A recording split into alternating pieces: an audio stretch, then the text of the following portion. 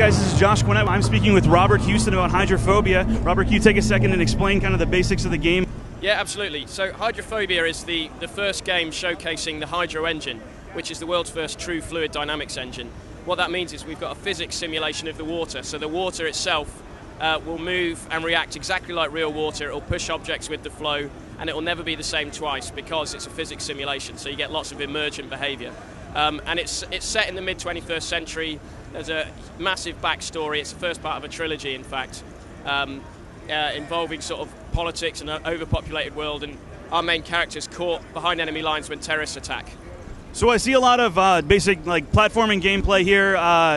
Naturally, you're going to be using some of this water physics mechanics in puzzles, like putting out fires, things like that. Can you tell us a little bit more about that? Yeah, absolutely. So at the start of the game, she's just out to survive, and like you say, there's a lot of flow-based puzzles. You can actually hack into CCTV cameras and look ahead of you and daisy chain through the network, remotely open doors to wipe enemies out. You can release water to put out fire, obviously, use electricity and water. And obviously there's a lot of procedural animation in terms of switching to swimming and swimming up elevator shafts, looking for air pockets. But further on from that, we get into what we're calling flow combat. And you have to use the water itself to take out your enemies. So, for example, the old gaming cliche of oil barrels. When you shoot an oil barrel in Hydrophobia, it will blow a hole in the wall and water will pour through that hole and carry the oil fire into your enemies. And you can chain together electricity and wiping them out with the water and drowning them and build up combos. And if you get a bad guy in that combo, then you get a multiplier, and that adds into your leaderboards. So there's the other major aspect of this game you've told me about is the procedurally generated environments, which is taking what is apparently a very beautiful looking, almost retail release style game, but you were saying earlier that it's going to be released on Xbox Live Arcade at roughly, what, 1 gigabyte? That's absolutely right, yeah. Our game engine is called Infinite Worlds, and like you say, that uses bespoke procedural technology which allows us to get the file size down. So even though this is a AAA quality action-adventure, full scope, full scale that you'd normally see on a disc, we can deliver it on XBLA because we can get that file size down. And so that's why we've partnered with Microsoft in order to really expand the spectrum of what XBLA can deliver for gamers. And then, just like SpeedTree and Havoc Physics, both these technologies theoretically could be exported as middleware for other developers to take advantage of and implement in their games as well, correct? Yeah, absolutely. We've already black boxed them, so we want to showcase them with our own title first. But yeah, then Infinite Worlds, the editor, the procedural system, and the Hydro engine component, the fluid dynamics, will become available as middleware.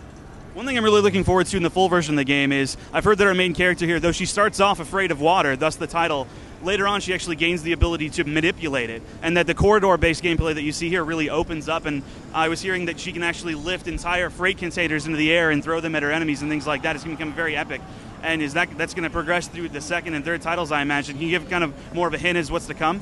Yeah, absolutely. I mean, we've got a very tight character arc with Kate. She starts off as a reluctant hero. We wanted to get away from the old cliche of a beautiful but deadly female lead and have her grow and evolve. So she starts off afraid, just out to survive, and her biggest threat and her biggest fear is the water itself. But by the end of the game, she's grown and evolved, and like you say, she gets this ability to actually control the water using nanotechnology. And you can lift up huge columns of water, you can throw around enemies, you can lift up oil barrels, you can shoot the oil barrel while you've got it held in that tower of water and watch it explode and use that with electricity and really fling objects around. It's almost like a superpower.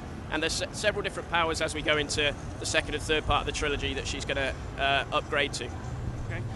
Do you have an idea of what kind of price point and release date you're looking for yet? We're looking to come out before the end of the summer.